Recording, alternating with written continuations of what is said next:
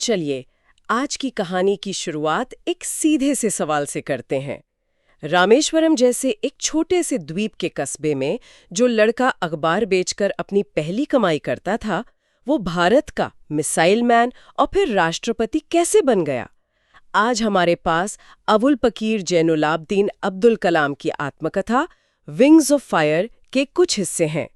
और ये सिर्फ एक इंसान की कहानी नहीं है, ये सपनों, जबरदस्त नाकामयाबियों और उस अटूट भरोसे की कहानी है जो पहाड़ों को भी हिला सकता है। और इसमें एक और गहरी परत है। ये कहानी सिर्फ एक व्यक्ति की नहीं बल्कि उस दौर के भारत की भी है। एक ऐसा देश जो अभी अभी आज़ाद हुआ था और टेक्नोलॉजी में दुनिया से बहुत पीछे था। हाँ, कलाम की यात्रा भारत के आत्मनिर्भर बनने की यात्रा के समानांतर चलती है। उनके स्रोतों से हम सिर्फ ये नहीं समझेंगे कि वो क्या बने, बल्कि ये भी कि वो क्यों और कैसे बने। तो चलिए इस सफर की तह तक चलते हैं। बिल्कुल। तो कलाम के बचपन की नींव रखी गई रामेश्वरम में।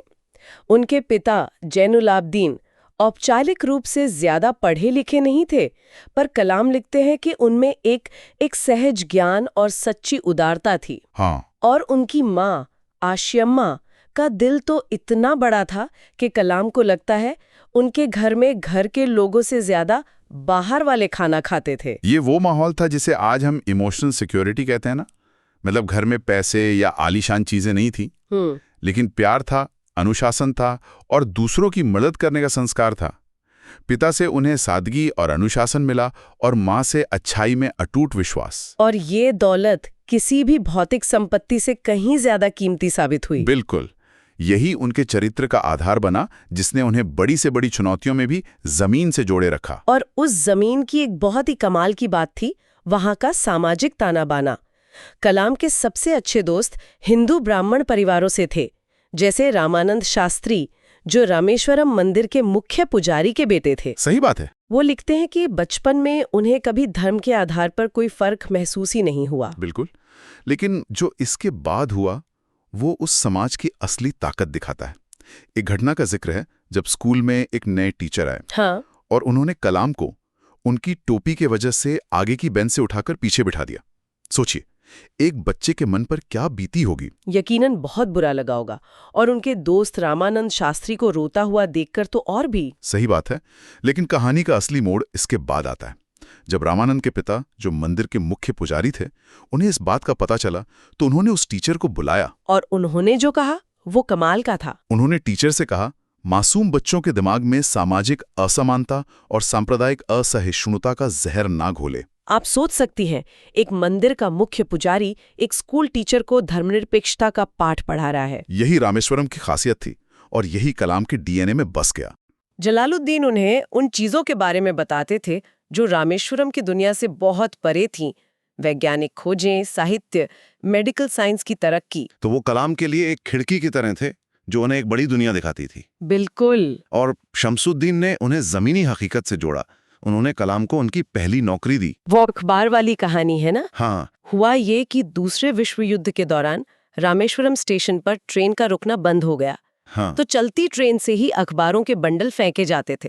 हाँ। कलाम का काम उन बंडलों को इकट्ठा करना था। कलाम लिखते हैं कि आधी सदी बाद भी वो अपनी पहली मेहनत की कमाई के गर्व को महसूस कर सकते हैं। तो इन दोनों लोगों ने, जिन्हें कलाम अशिक्षित बुद्धिमान कहते हैं, उनकी सोच को पंख भी दिए और पैर जमीन पर भी रखे। और फिर वो पल आया जब उन पंखों को उड़ने के लिए आसमान चाहिए था।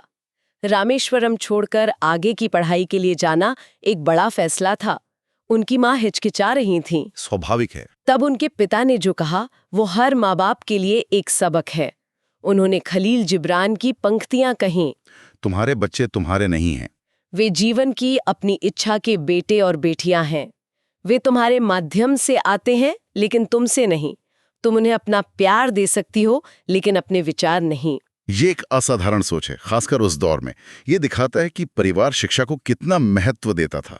और ये त्याग तब और बड़ा हो जाता है जब कलाम का दाखिला मद्रास इंस्टीट्यूट ऑफ टेक्नोलॉजी यानी MIT में होता है। और फीस के लिए पैसे कम पड़ जाते हैं। हाँ, तब उनकी बहन जोहरा अपनी सोने की चूड़ियां और चेन गिरवी रख देती हैं ताकि उनके भाई का सपना ना टूटे। ये त्याग उनके लिए एक बहुत बड़ी प्रेरणा बन गया। दूसरा, दिल्ली में रक्षा मंत्रालय के एक तकनीकी विभाग से उन्होंने बिना सोचे समझे देहरादून को चुना। और यहीं उनकी जिंदगी का वो मोड़ आता है जो किसी फिल्म के सीन जैसा लगता है। इंटरव्यू बहुत मुश्किल था, 25 उम्मीदवार थे और चुनने सिर्फ 8 थे। और जब नतीजा आया तो कलाम का नंबर 9वां था। वो सिर्फ एक पायदान से चूक गए। ओह, वो लिखते हैं कि वो गहराई से निराश थे। उनका सालों का सपना उनकी आंखों के सामने टूटकर बिखर गया था। मैं सोच भी नहीं सकती उस निराशा को। इस टूटे हुए दिल के साथ वो ऋषिकेश पहुंच गए। वहां गंगा में नहाने के बाद वो स्वामी शिवानंद के आश्रम गए। स्वामी जी ने उनकी उदासी को भांप लिया और उनसे बात की। और कलाम ने उन्हें अपनी नाकामी और पायलट बनने के अपने टूटे हुए सपने के बारे में सब कुछ बता दिया। और स्वामी शिवानंद ने जो जवाब दिया, उसने कलाम के जीवन की दिशा ही बदल दी। बिल्कुल।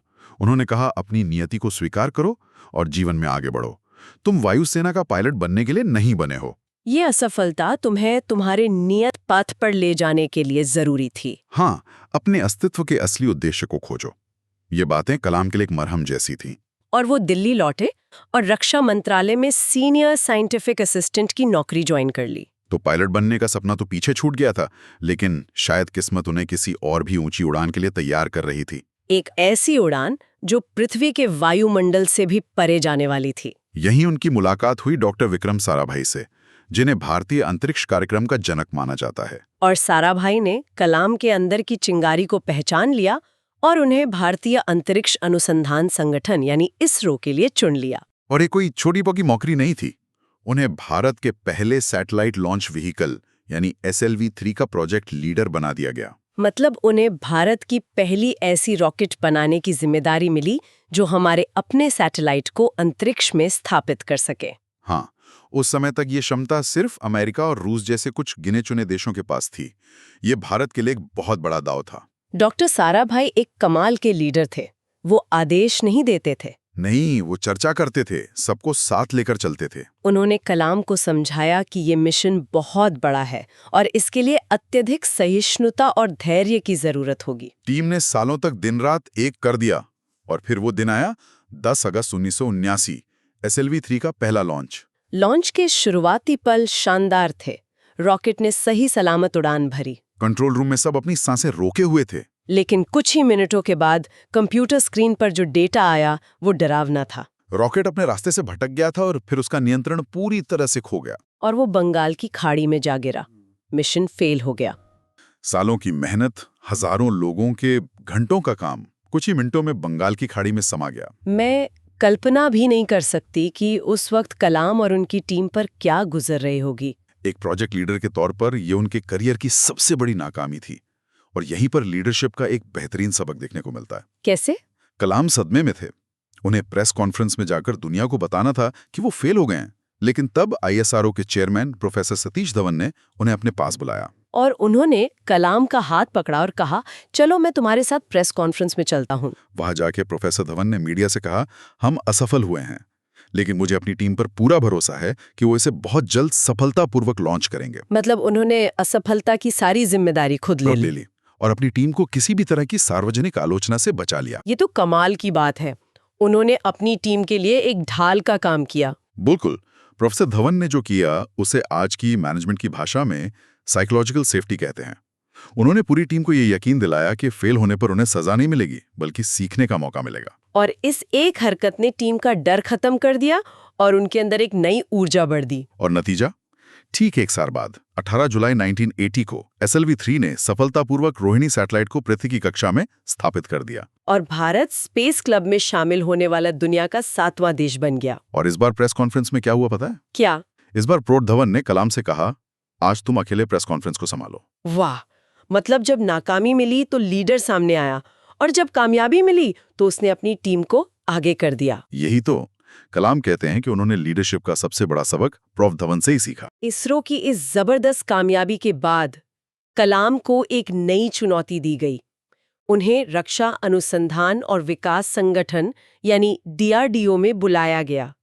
वहां मिसाइल बनाने का एक प्रोग्राम लगभग ठप पड़ चुका था। जब वो 1982 में हैदराबाद पहुंचे तो माहौल बहुत निराशाजनक था। वैज्ञानिक हताश थे, प्रोजेक्ट बंद हो चुके थे। कलाम ने वहां एक नई जान फूकी। उन्होंने देखा कि एक-एक करके मिसाइल बनाने में बहुत समय और संसाधन लगते हैं। तो उन्होंने एक बहुत ही महत्वाकांक्षी आइडिया पेश किया, integrated guided missile development programme, IGMDB। यानी एक साथ कई तरह की मिसाइलों पर काम किया जाए। हाँ, और जब उन्होंने ये प्रस्ताव तत्कालीन रक्षा मंत्री R वेंकटरमण के सामने रखा तो उन्होंने कहा, कलाम, तुम्हारा आइडिया अच्छा है, लेकिन ये काफी नहीं है, और बड़ा सोचो। और यहीं से भारत की वो 5 मशहूर मिसाइलें एक साथ बननी शुरू हुईं, जिन्होंने देश की सुरक्षा का नक्शा ही बदल दिया। पृथ्वी, आकाश, त्रिशूल, नाग। हर मिसाइल का एक खास मकसद था। पृथ्वी जमीन पर मौजूद दुश्मन के ठिकानों के लिए, आकाश हवा में आते जहाजों को गिराने के लिए, त्रिशूल तेजी से हमला करने के लिए, और नाग दुश्मन के टैंक को तबाह करने के लिए। ये भारत को हर तरह के हमले का जवाब देने की काबिलियत दे रहा था। और इन सब के बीच था कलाम का सबसे बड़ा सपना, अग्नि। अग्नि सिर्फ एक मिसाइल नहीं थी, ये एक टेक्नोलॉजी डेमोन्स्ट्रेटर थी। इसका असली मकसद था री एंट्री व्हीकल टेक्नोलॉजी में महारत हासिल करना।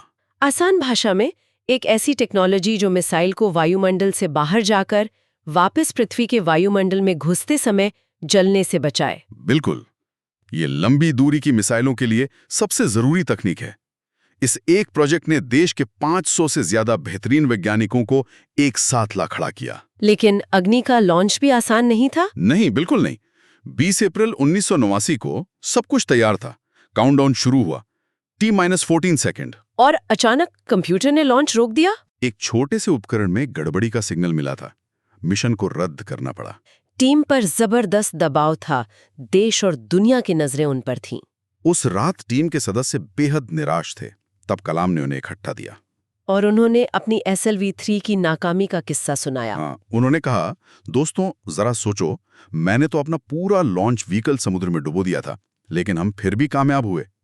तुम्हारी मिसाइल तो तुम्हारे सामने सुरक्षित खड़ी है। तुमने कुछ हफ्तों के काम के अलावा कुछ नहीं खोया है। इन शब्दों ने टीम में फिर से जोश भर दिया। और फिर 1 महीना और 2 और रुकावटों के बाद आखिरकार वो दिन आया, 22 मई 1989। अग्नि ने एक शानदार, सटीक और सफल उड़ान भरी। कलाम लिखते हैं कि वो 600 सेकंड की उड़ान उनके जीवन के सबसे महान पलों में से एक थी। उस एक उड़ान ने उनकी और उनकी टीम की सालों की थकान मिटा दी थी। वो सिर्फ एक मिसाइल की उड़ान नहीं थी। नहीं, वो भारत के आत्मविश्वास की उड़ान थी। उसने दुनिया को दिखा दिया कि भारतीय वैज्ञानिक अगर ठान लें तो वो कुछ भी हासिल कर सकते हैं। ये आत्मनिर्भरता की दिशा में एक मील का पत्थर था। बिल्कुल। तो रामेश्वरम के उस लड़के से लेकर मिसाइल मैन तक का ये सफर सिर्फ रॉकेट और मिसाइलों का नहीं है। ये इस बात की कहानी है कि कैसे नाकामी को सीढ़ी बनाया जा सकता है। कैसे डॉक्टर साराभाई, प्रोफ धवन जैसे महान गुरुओं की छत्र छाया में सीखा जा सकता है। और कैसे एक लीडर अपनी टीम को असंभव को संभव करने के लिए प्रेरित कर सकता है। कलाम का मूल संदेश यही है, जैसा कि वो अपनी किताब के अंत में लिखते हैं, हम सभी अपने भीतर एक दिव्य अग्नि के साथ पैदा हुए हैं। हमारे प्रयासों को इस अग्नि को पंख देना चाहिए और दुनिया को इसकी अच्छाई की चमक से भर देना चाहिए। ये सिर्फ एक व्यक्ति की कहानी नहीं है, बल्कि किसी भी इंसान या देश के लिए अपने सपनों को हकीकत में बदलने का एक पूरा ब्लूप्रिंट है। आज के लिए बस इतना ही। एक विचार के साथ आपको छोड़े जाते हैं। अगर कलाम की जिंदगी का अग्नि मिशन भारत को तकनीकी रूप से आत्मनिर्भर बनाना था, तो आज के दौर में हमारे देश के लिए और हमारे व्यक्तिगत जीवन में वो अग्नि मिशन क्या हो सकता है, जो हमारी सारी ऊर्जा और क्षमता को एक सही दिशा दे सके।